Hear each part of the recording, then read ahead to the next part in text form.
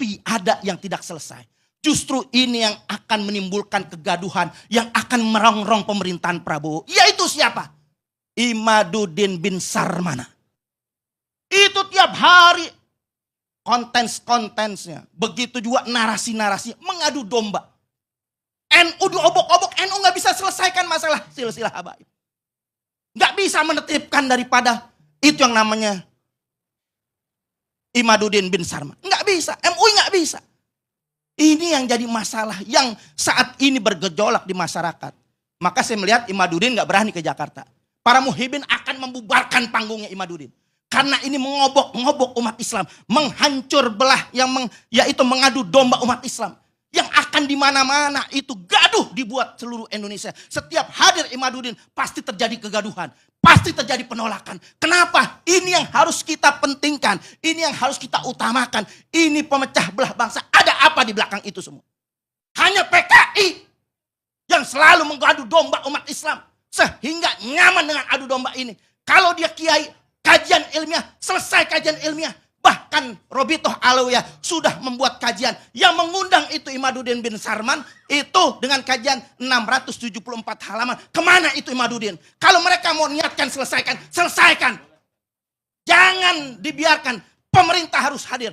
MUI harus hadir. Kemenak harus hadir, saudara. Karena ini sangat berbahaya. Ini yang akan meletup di rakyat-rakyat kita yang akan bisa membesar. Menjadi bola salju yang terus menggelinding. Dan ini akan menyusahkan rakyat Indonesia. Terima kasih. Yang terakhir, karena saya tahu persis tentang Kiai Haji Imaduddin Utsman, makanya kita buka bedah masalah seminar di UIN.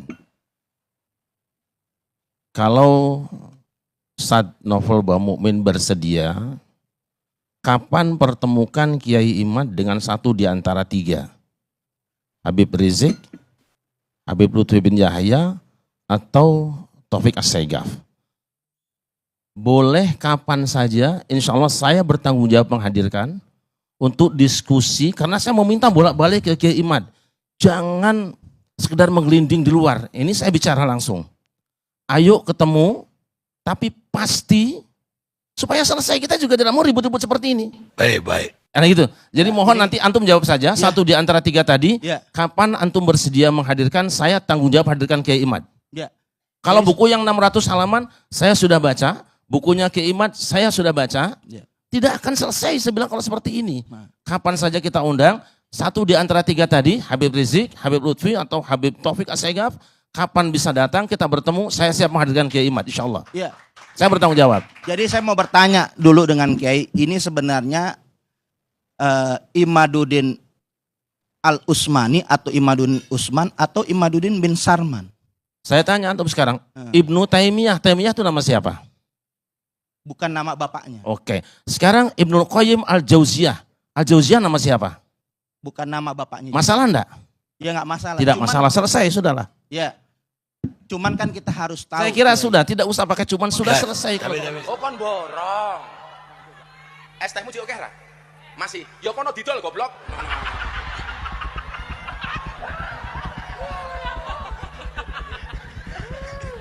Dolen dhisik, engko lak rong payu wis takdir. Ibu Zaidan ngesake ngujuk es teh niku mbake sing kuning niku mau niki. Ditakoni niku es teh tasik apa mboten? Tasik mboten es teh. Tasik yo kono didol goblok. Kalau masih punya uang, ada bakul es teh, kalau bisa dibeli dibagi temannya. Itu es tehnya masih enggak, Mas? Masih. Ya sana dijual goblok.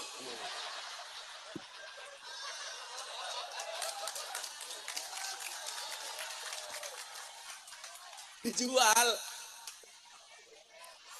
Kan saya tanya, masih apa enggak? Kalau masih, ya dijual. Al-Quran itu kan mengatakan la takhaf wa la tahzan. Jangan takut, jangan susah. Berarti orang susah itu hukumnya haram. Kalau hukumnya susah itu haram, orang bahagia hukumnya wajib. Maka kenapa dakwah saya buat menyenangkan. Saya tanya sama IJ, saya pernah tanya. Orang yang datang ke klub malam itu orang susah apa orang senang? Coba kalian yang di sini. Orang datang ke klub malam itu orang susah apa orang senang? Orang susah. Mencari senang. Makanya dunia malam disebut apa? Dunia hiburan malam. Pertanyaannya adalah, kenapa mereka susah mencari kesenangan di klub malam?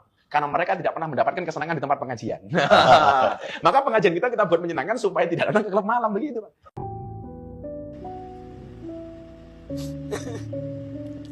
Yang paling disesalkan apa sih Pak Surhaji?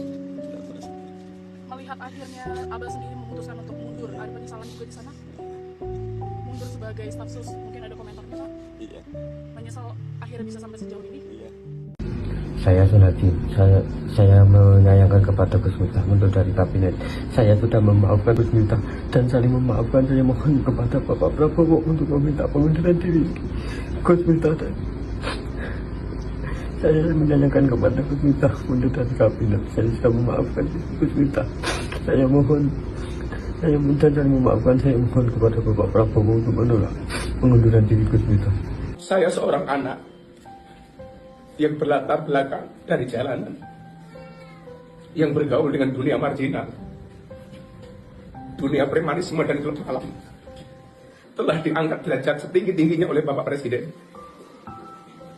Adalah anugerah yang luar biasa yang Allah berikan kepada saya melalui perantara Bapak Presiden Prabowo Subianto. Saya mohon maaf kepada Bapak Presiden. Saya mengucapkan terima kasih yang setulus-tulusnya atas amanah dan kepercayaan yang telah diberikan kepada saya. Setelah berdoa, bermuhasabah, dan istikharah, saya memutuskan untuk mengundurkan diri dari tugas saya sebagai utusan khusus Presiden bidang kerukunan beragama dan pembinaan sarana keagamaan. Keputusan ini saya ambil bukan karena ditekan oleh siapapun, bukan karena permintaan siapapun, tetapi keputusan ini saya ambil karena rasa cinta, hormat, dan tanggung jawab saya yang mendalam kepada Bapak Presiden Prabowo Subianto serta seluruh masyarakat. Tanggapan Pak Kiai terhadap kasus ini? Sebenarnya bukan ceramahnya yang sekarang menjadi problem bangsa, tetapi sebaran videonya. Mereka yang tidak pernah turun jadi penceramah tidak akan tahu medannya. Mereka yang tidak tahu medannya tidak akan pernah menilai bagaimana temannya. Saya dengan Kiai Sumarno Syafi'i, dengan Novel Bamukmin, biasa turun di masyarakat. Ada suasana di mana orang itu bercanda kadang-kadang seperti kelewatan, seperti jorok. Tetapi itu adalah sesuatu yang memang ditunggu oleh jamaah. Mereka yang tidak datang di tempat itu, jangan pernah coba menilai. Mereka yang tidak pernah melihat suasananya, apalagi menyebarkan ke tempat lain lalu dipotong videonya. Ini sangat berbahaya. Oleh karena itu maka saya katakan bahwa Gus Miftah dalam karakteristik dakwahnya selama ini, apalagi beliau hidup di tengah komunitas yang mohon maaf ya orang nyebutnya preman atau bajingan atau apa, itu bahasa seperti itu sudah biasa dan umat sudah maklum ketika mereka mengundang Gus Miftah pasti sudah tahu bumbu apa yang biasa disajikan di situ. Daging sapi akan jadi enak bagi orang Padang kalau direndang. Tapi orang Betawi pasti dia akan menggunakannya soto Betawi. Dan orang Madura akan bikin sate. Jangan pernah ada orang mengatakan bahwa Padang itu tidak enak karena pedasnya. Lidahmu tidak sama dengan lidah mereka. Jangan kau bilang soto Betawi itu apa, bikin pusing kepala karena ada santannya. Lidahmu beda dengan orang Betawi. Dan jangan pernah menjelekkan sate Madura, karena memang mereka seleranya seperti itu. Jadi saya katakan bahwa sebenarnya bukan Gus Miftahnya, bukan ceramahnya, tetapi gorengannya yang penting itu sebenarnya. Tergantung bagaimana tempenya digoreng seperti apa, direbus seperti apa, disayur seperti apa. Saya menganggap bahwa itu adalah metodologi atau cara yang selama ini dirasakan oleh Gus Miftah juga jamaahnya efektif. Faktanya ketika beliau mengatakan itu, semua tersenyum, semua tertawa, bahkan si pedagangnya sendiri juga tidak tersinggung. Dia merasa tersinggung ketika dipancing oleh media kan. Kamu sebetulnya tersinggung enggak? Iyalah, lu kemarin kok tidak? Kemarin kok tersenyum? Kemarin kok tertawa dan tidak marah-marah. Andai dia marah mungkin dia lemparkan satu gelasnya kepada Gus Miftah. Nyatanya tidak juga. Saya kira seperti itu. Sebenarnya itu kan sebuah retorika untuk kelezatan berkomunikasi. Kita juga menyaksikan Bang Rocky Gerung, mungkin saya ratusan kali nonton videonya bagaimana menggunakan istilah dungu, istilah tolol, istilah apa. Tapi tidak jadi masalah di hadapannya kan, menjadi masalah bagi orang yang di luar. Tidak masalah dia audiensnya kan. Tapi orang yang tidak datang di tempat itu kemudian dia potong videonya di luar. Berapa banyak orang yang mencaci maki beliau gara-gara kalimat itu. Nah, begitu juga Gus Miftah. Saya memang mengatakan bahwa ada kesalahannya di situ. Kesalahannya adalah satu, beliau tidak melihat bahwa sekarang sedang kemarau panjang. Dulu di Bandung pernah ada anak mahasiswa yang melemparkan satu puntung rokok, dilemparkan, dia merasa biasa, tapi 30 hektar hutan kebakaran. Padahal cuma puntung rokok. Mengapa? Karena waktu itu musim kering kemarau panjang, ada ditiup angin. Nah, Indonesia ini sudah 10 tahun lebih kita sedang kemarau panjang karena masalah-masalah politik dan sebagainya. Bangsa ini sedang dikacaukan dengan pikiran masalah korupsi lain sebagainya. Kontroversi antara satu kelompok dengan yang lainnya. Ini belum sembuh sampai hari ini. Nah, maka apapun yang dilemparkan, ditiup angin oleh kepentingan-kepentingan yang lain, dia akan membakar secara luas kemana-mana. Jadi saya katakan bahwa Gus Miftah kesalahannya ada, kita tidak mengatakan tidak salah, ada kesalahannya kurang tepatnya, dia lupa siapa hari ini beliau, dan dia mengira bahwa barangkali saat ceramah itu yang datang itu cuma yang di situ saja. Padahal hari ini pengajian di sini 1.000 orang yang datang, 10.000 orang yang datang, tapi kamera yang kemudian mengakses ceramahnya itu membuat ceramah itu dihadiri oleh jutaan orang. Itu barangkali kita lupa. Nah, sementara ada juga orang lain, mohon maaf, yang datang di situ jangan dianggap sebagai jamaahnya semua, dan tidak semua orang yang datang juga niatnya baik, tentu ada yang punya kepentingan lain kan. Saya tidak menduga-duga, tapi faktanya bahwa Indonesia hari ini sedang kemarau panjang. Kemarau panjang itu sekecil apapun api, bara api dilemparkan, kalau ditiup angin dia akan mengakibatkan kebakaran yang sangat besar. Saya ingin mengatakan bahwa sebaiknya yang tidak hadir di pengajian itu tidak usah menyebarkannya. Apa kepentingannya? Menyebarkan juga sudah salah. Apalagi ditambah dengan narasi, kemudian dipotong pada bagian-bagian yang Anda tidak tahu opening dan closingnya pembicaraan itu, ini sangat berbahaya. Saya kira itu. Apa tidak lebih berbahaya menyebut dungu orang yang di atas? Justru untuk publik mendugu-dugukan orang di bawah itu yang terbalik. Kalau di atas itu orang juga punya kritik macam-macam kalau kita lagi di atas. Ya artinya gini Bang, bahwa yang kita hadapi adalah orang yang memang doyan dengan sajian itu. Doyan dengan sajian itu. Andai waktu misalnya Bung Rocky mengatakan si Adungu, si Anu, Sontoloyo misalnya gitu kan. Itu dinisbatkan kepada orang yang punya jabatan lebih tinggi, kemudian dinarasikan, itu sangat lebih berbahaya. Karena menyangkut tentang negara. Nah ini orang biasa saja. Tapi kepentingan komunikasi dengan orang yang datang itu sangat berpengaruh dengan apa yang kita lakukan. Saya ketika ceramah misalnya dengan anak-anak, maka saya akan banyak bernyanyi. Mungkin ada yang komentar, ceramah kok nyanyi saja sih? Ketika saya ceramah di hadapan teman-teman yang kebanyakan adalah artis dangdut, saya biasa nyanyi lagu Rhoma Irama, lagu Soneta, bisa dilihat di video saya. Itu yang cocok. Tapi ada yang komentar di luar ngomong, oh itu Kiai Syarif kalau ceramah nyanyi melulu. Tidak apa, tapi kita harus siap dong, harus siap bahwa apapun yang kita tampilkan bukan hanya orang yang suka, bukan hanya orang yang menyaksikan di tempat, dan bukan orang yang punya niat baik dengan kita. Itu yang saya katakan tentang Gus Miftah, apapun yang Anda lakukan hari ini dalam kapasitas di mana Anda sebagai salah seorang utusan khusus Presiden, maka akan berbeda dengan ketika Anda masih berada di bawah, tidak berada di kursi itu yang tidak disadari. Tetapi walaupun demikian, medan yang dihadapi harus juga dijaga. Jangan sampai, loh kok sekarang ngajinya berubah ya? Setelah jadi utusan khusus Presiden kok ngajinya kayak sambutan rapat paripurna saja? Kan jadi kecewa masyarakat juga. Padahal yang ngundang itu tahu persis seperti itu karakternya. Nah mereka yang memang tidak hadir, hati-hati ketika menyampaikan berita. Tapi yang paling penting apa?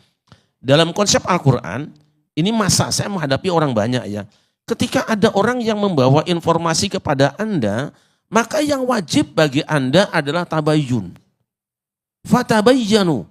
Ketika ada postingan, ketika ada berita, ketika ada warta yang cenderung menjatuhkan kehormatan seseorang, kamu tidak otomatis boleh ikut menjas dia itu benar salah. Kemudian melakukan satu ucapan atau tindakan yang membuat dia tambah terhina. Tabayyun dulu. 2.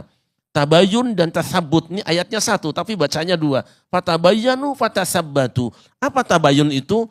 Benarkah teks itu dia yang mengucapkannya? Benar, itu tabayun. Benarkah itu yang dilakukannya? Benar, itu tabayun. Tapi yang kedua tasabut. Pastikan bahwa motivasi dari dia mengucapkan itu hanya satu. Tidak ada alternatif yang lain. Kalau ada alternatif yang lain, maka Anda tidak boleh putuskan dulu menyikapinya dan komentar bahwa ini A, B, C, D. Tidak boleh. Itu tasabut.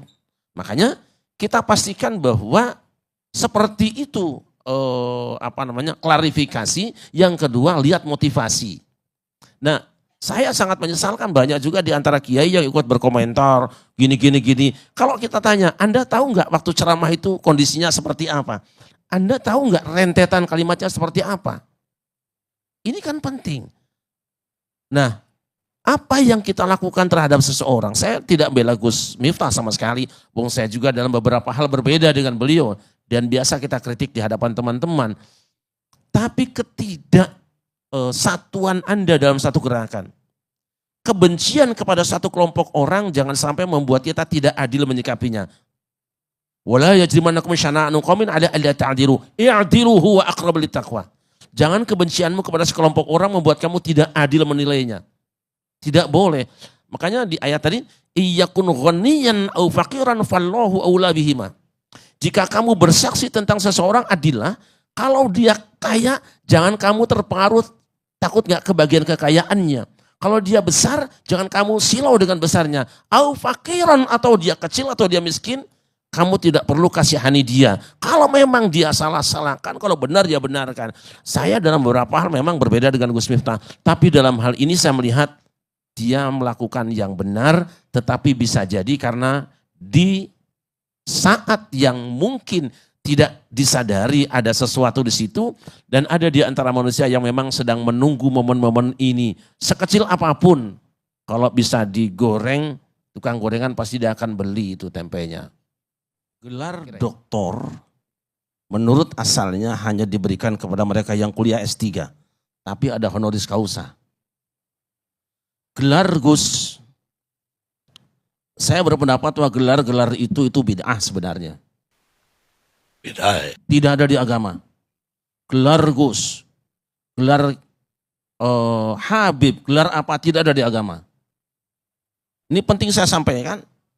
Dan kita siap diskusi pertahankan ini. Tapi itu As-Sayyid, Al-Habib itu dikemukakan oleh umat sebagai sebuah penghargaan. Orang yang pinter, orang soleh digelari dengan Al-Habib, dengan As-Sayyid itu penghargaan. Pun doktor. Apa sih ruginya seseorang ketika dipanggil Gus oleh seseorang? Gus Miftah tidak pernah panggil dirinya Gus. Tapi orang-orang yang melihat pekerjaan beliau mau merawat orang-orang yang dianggap hina oleh orang lain. Kemudian beliau turun, kemudian berdakwah, menyampaikan dakwahnya diterima. Lalu orang panggil Gus. Barangkali, kenapa orang panggil Gus? Karena belum, kalau kiai kan harus sepuh gitu ya. Karena ini harus sepuh kiai itu. Maka panggil Gus, anak kiai. Bisa jadi Gus Miftah itu katanya bukan anak kiai.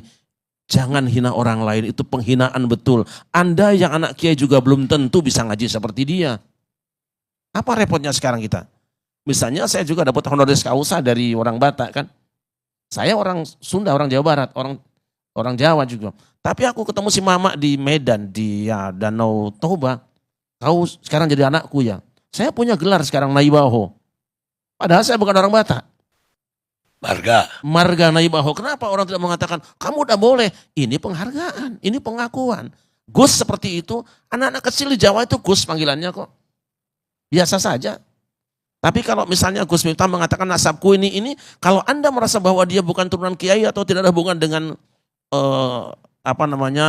Ki Hasan Bestari atau Brawijaya, ayo kita diskusi. Ketemu, kita bicara, tunjukkan.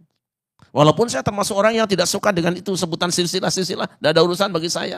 Karena orang punya silsilah turunan siapapun, kalau memang dia nggak ada harganya buat bangsa ini itu apa? Kita tidak perlu nyebut-nyebut gelar kita. Dan kita selama ini ditindas dengan sebutan-sebutan itu. Orang kemudian merasa rendah diri ketika berhadapan dengan orang yang punya gelar-gelar itu. Tapi kalau itu penghargaan, maafi muskilah sekira. Jadi nanti kalau masalah gelar Gus itu ini ya kita ketemu, kita ngobrol, tanya beliau dari mana.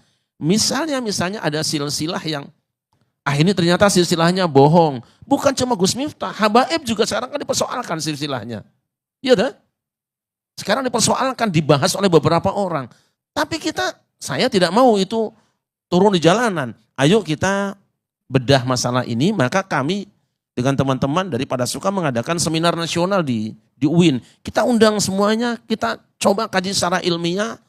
Jangan kita biarkan bola itu terus bergulir sehingga para penonton ikut tendang bola atau penonton turun lapangannya akan juruan malang akibatnya itu. Karena kita membiarkan ada penonton turun ke lapangan sementara polisi tidak siap, korbannya banyak. Mari kita kaji secara ilmiah.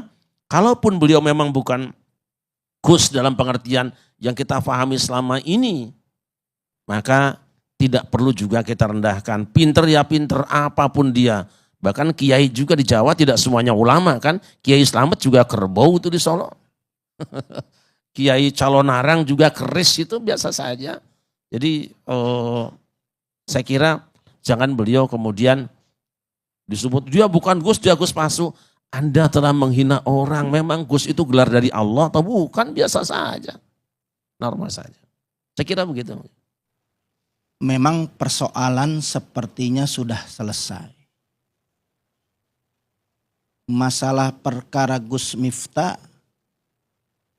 ini sanksi sosial. Kalau diberikan sanksi hukum, mungkin selesai hukuman, selesai sudah sanksinya. Boleh dikatakan penghinaan di depan umum. Bisa masuk delik hukum pasal 310 KUHP dengan ancaman 9 bulan penjara. Itu nggak dilakukan.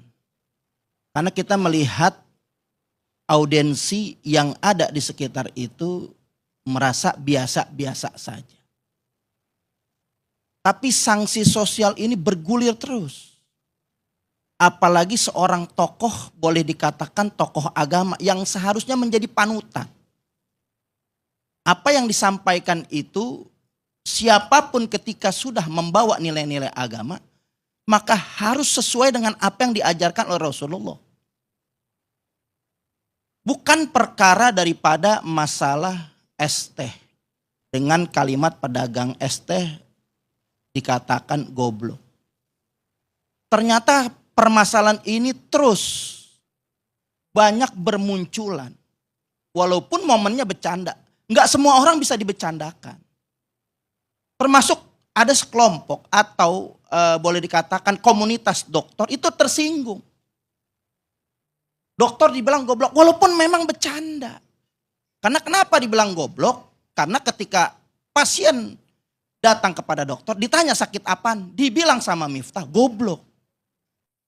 Ada mungkin yang sebagian terima, ada sebagian yang enggak terima. Karena pengorbanan sebagai dokter itu sekolahnya lama. Bisa ratusan juta, bisa miliaran. Begitu diucapkan oleh Miftah, goblok. Begitu juga seorang Yati. Yang memang kehidupannya ini komedian. Tapi ketika apa yang dikatakan Gus Miftah tersinggung. Padahal komedian yang memang wilayah itu adalah wilayah yang sudah biasa. Tapi ini saya melihat keterlaluan. Banyak kiai ulama bercanda. Tapi enggak sekasar Miftah. Karena kenapa kita melihat mereka bagaimanapun selain menyampaikan kulil haq walau kana murran. Sampaikanlah itu justru kebenaran walaupun pahit. Tapi ini terbalik. Apa yang disampaikan itu bukan menyampaikan kebenaran. Memang kita tahu jelas bahwa mohon maaf, kiai, ulama, penceramah, dai cenderung untuk tidak berbuat dosa. Tapi hati-hati dengan satu kata. Satu kata ini bisa nilai setitik rusak susu belanga. Bukan dirinya saja yang hancur.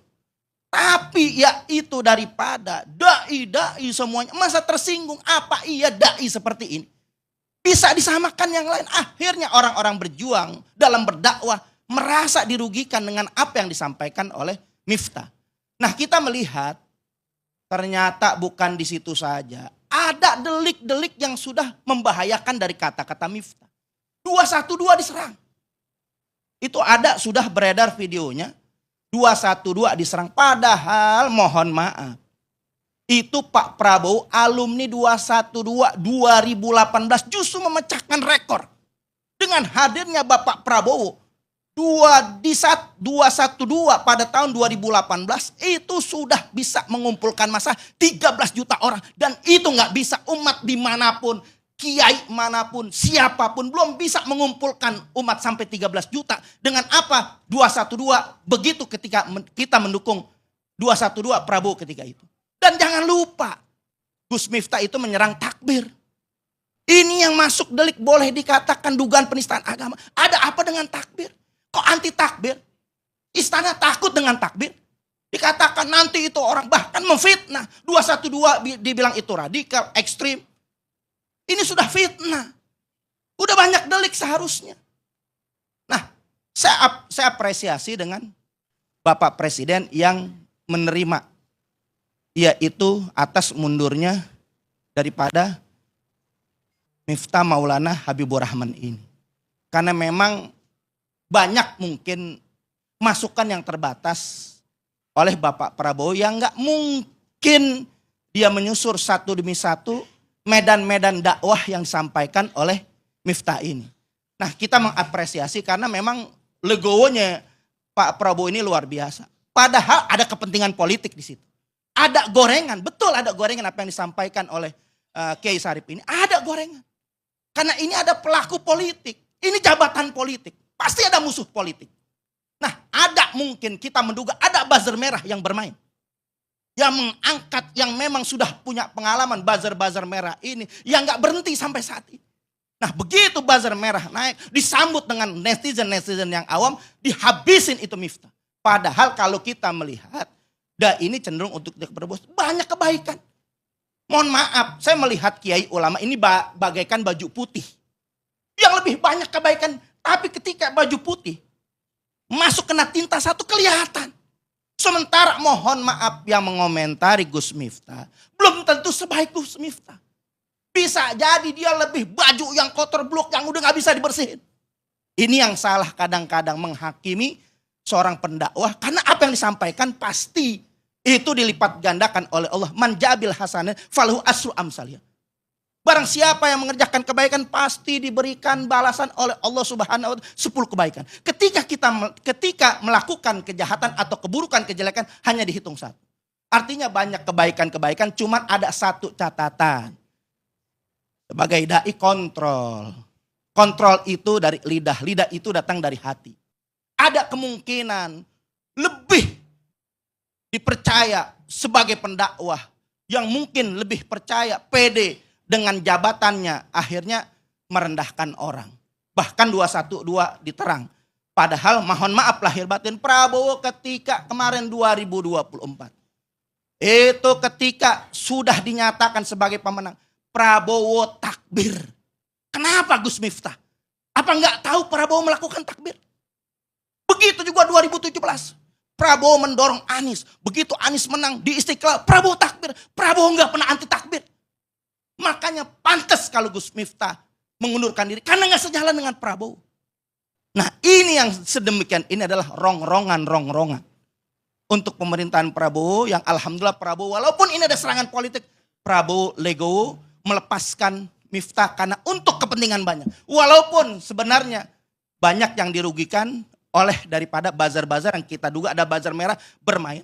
Yang sudah biasa memainkan di media-media massa. Yang sudah punya orang-orang yang memainkan media massa. Nah yang kedua.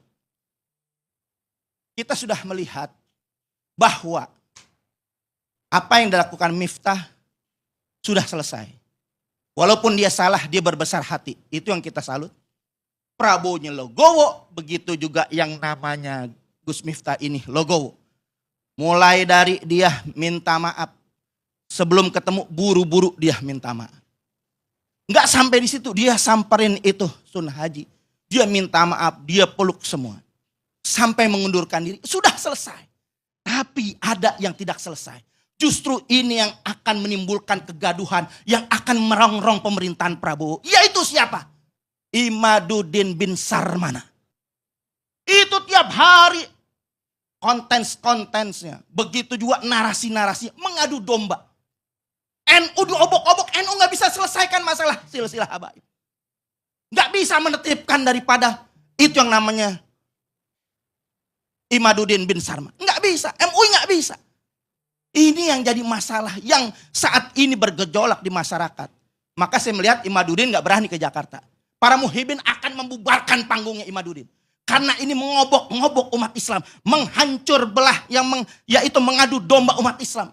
Yang akan di mana-mana itu gaduh dibuat seluruh Indonesia. Setiap hadir Imaduddin pasti terjadi kegaduhan. Pasti terjadi penolakan. Kenapa? Ini yang harus kita pentingkan. Ini yang harus kita utamakan. Ini pemecah belah bangsa. Ada apa di belakang itu semua? Hanya PKI yang selalu mengadu domba umat Islam. Sehingga nyaman dengan adu domba ini. Kalau dia kiai, kajian ilmiah, selesai kajian ilmiah. Bahkan Robitoh Alawiyah sudah membuat kajian yang mengundang itu Imaduddin bin Sarman itu dengan kajian 674 halaman. Kemana itu Imaduddin? Kalau mereka mau niatkan selesaikan. Jangan dibiarkan. Pemerintah harus hadir. MUI harus hadir. Kemenak harus hadir, saudara. Karena ini sangat berbahaya. Ini yang akan meletup di rakyat-rakyat kita yang akan bisa membesar. Menjadi bola salju yang terus menggelinding. Dan ini akan menyusahkan rakyat Indonesia. Terima kasih. Yang terakhir, karena saya tahu persis tentang Kiai Haji Imaduddin Utsman, makanya kita buka bedah masalah seminar di UIN. Kalau Ustadz Novel Bamukmin bersedia, kapan pertemukan Kiai Imad dengan satu di antara tiga? Habib Rizik, Habib Lutfi bin Yahya, atau Taufik As-Saegaf? Boleh kapan saja, insya Allah saya bertanggung jawab menghadirkan untuk diskusi, karena saya mau minta bolak-balik ke Kiai Imad. Jangan sekedar menggelinding di luar, ini saya bicara langsung.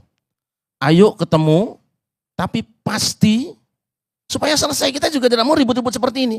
Baik. Karena gitu, jadi mohon nanti antum jawab saja, satu di antara tiga tadi, kapan antum bersedia menghadirkan, saya tanggung jawab hadirkan Kiai Imad. Kalau buku yang 600 halaman, saya sudah baca. Bukunya Kiai Imad saya sudah baca, tidak akan selesai saya bilang kalau seperti ini. Kapan saja kita undang, satu di antara tiga tadi, Habib Rizik, Habib Lutfi, atau Habib Taufik As-Saegaf, kapan bisa datang, kita bertemu, saya siap menghadirkan Kiai Imad, insya Allah. Saya bertanggung jawab. Jadi saya mau bertanya dulu dengan Kiai, ini sebenarnya Imaduddin Al-Utsmani atau Imaduddin Utsman atau Imaduddin bin Sarman? Saya tanya antum sekarang, Ibnu Taimiyah itu nama siapa? Bukan nama bapaknya. Oke. Sekarang Ibnu Qayyim Al-Jauziyah. Al-Jauziyah nama siapa? Bukan nama bapaknya. Masalah enggak? Ya enggak masalah. Tidak masalah, selesai, sudahlah. Ya. Cuman kan kita harus tahu. Saya kira sudah, tidak usah pakai cuman, sudah selesai kalau ada masalah. Tapi ini Imaduddin ini tidak topik pembicaraan kita malam ini. Betul. Tapi saya bertanggung jawab karena takutnya diangkat nantinya. Beliau menyinggung habaib, ya kan? Karena Wali Songo itu membawa Indonesia ini luar biasa rahmatan lil alamin, yaitu membawa kedamaian. Tapi sekarang ditarik-tarik Wali Songo untuk diadu domba. Padahal Wali Songo sudah lama berdampingan dengan habaib. Tapi itu topik lain, mungkin lain kali kita bicara. Iya, karena menyinggung habaib, Kiai. Iya, saya. Saya tunggu saja, insya Allah.